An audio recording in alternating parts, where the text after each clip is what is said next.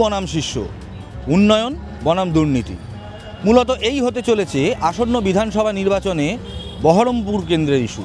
আর এখানের প্রার্থী একদিকে বহরমপুরের রবিনহুড নামে খ্যাত অধীর চৌধুরী, উল্টো দিকে তৃণমূল কংগ্রেসের হয়ে লড়ছেন গতবারের বিধানসভা নির্বাচনে হেরে যাওয়া বর্তমানে বহরমপুর মিউনিসিপ্যালিটির চেয়ারম্যান নাড়ুগোপাল মুখোপাধ্যায়। বিজেপির প্রতীকে এবারও প্রার্থী গতবারের বিধায়ক সুব্রত মৈত্র।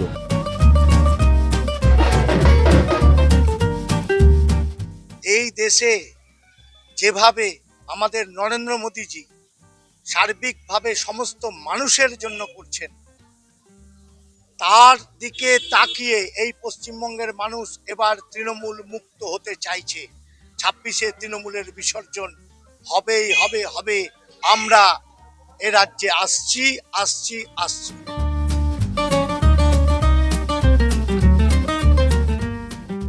ভোটে দাঁড়িয়েছে, আসতে তো হবেই। এগুলো আমার পাড়া প্রতিবেশী নিজের, এখানে জন্মেছে। পাড়া প্রতিবেশীদের থেকে আপনার প্রত্যাশা কি এবার? সারা বহরমপুর, সারা মুর্শিদাবাদের মানুষের সঙ্গে আমার এটাই সম্পর্ক, আত্মিক সম্পর্ক।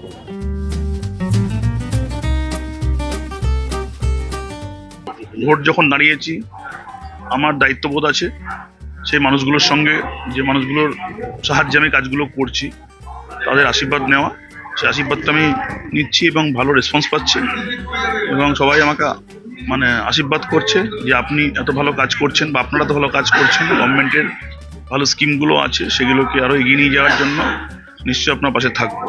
এ তো গেল রাজনৈতিক দলের বক্তব্য, পাল্টা বক্তব্য। কিন্তু কি বলছেন বহরমপুরের স্থানীয়রা, সেই কথাই শুনবো, সেই কথাই দেখাবো আপনাদের। 30 বছর পর অধীর চৌধুরী, 30 বছরে বহরমপুর সারা অধীর চৌধুরী কী করে সেটা অধীর চৌধুরীকে জানতে হবে। অধীর চৌধুরী কিচ্ছু করেন, এখানে জিতবেন নাড়ুগোপাল মুখার্জি জিতবে। 30 বছর পর এখানে অধীর চৌধুরী দাঁড়াচ্ছে, কি বলবেন?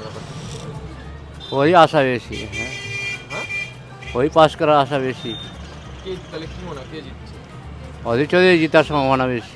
ভোট সম্বন্ধে আমি অত বুঝিও না, তার কথাও নাই। কে জিততে পারে? অধীর চৌধুরী চান্স আছে এখানে জিতা, মানে তৃণমূল সেরকম এখানে চান্স কাজ হয়নি। আর অধীর চৌধুরী 30 বছর সারা জীবনেই কাজ করে যায়। মানে মানুষের যত মুখ তত কথা বলে। এখন মানুষের মধ্যে এখন কি চলছে কি করে বলবো, কে জিতবে না জিতবে আপনার সময় বলবে তখন।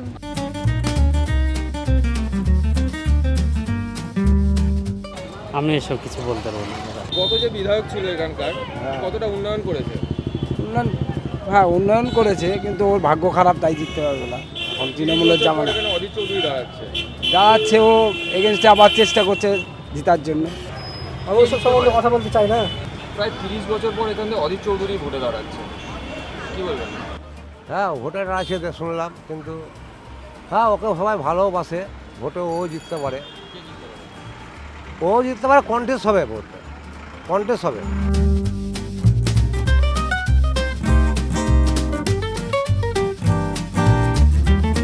ভোটের হাওয়া কি করে বলবো, এখন ভোটের হাওয়া কিরকম, এখন যা পরিস্থিতি বলা মুশকিল এখন কে জিতবে। দাদার নাম আমাদের অধীর রঞ্জন চৌধুরী, দাদার কথা বলছি, তার কথা মনে পড়ে। এবং এখন বলছে দিদি, দিদি আমাদের ভালো। ভোটের হাওয়া বোঝা মুশকিল এখন। ভোটের 3 জনের দাঁড়িয়েছে, 3 জনায় হচ্ছে কঠিন লোক।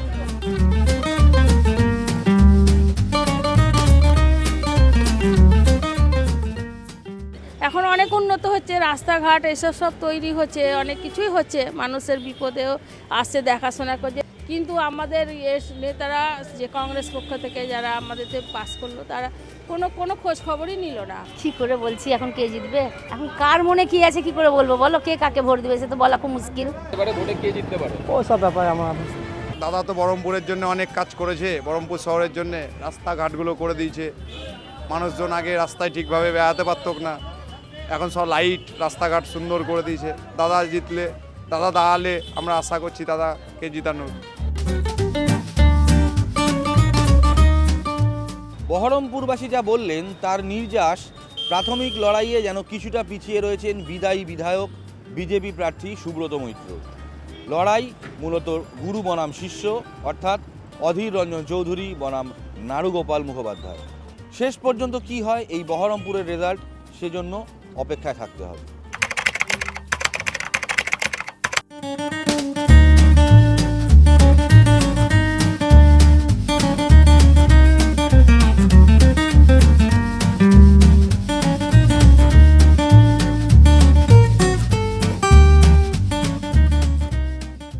এবারে ভাই ভোটের লড়াই এই এখানেই দেখবো।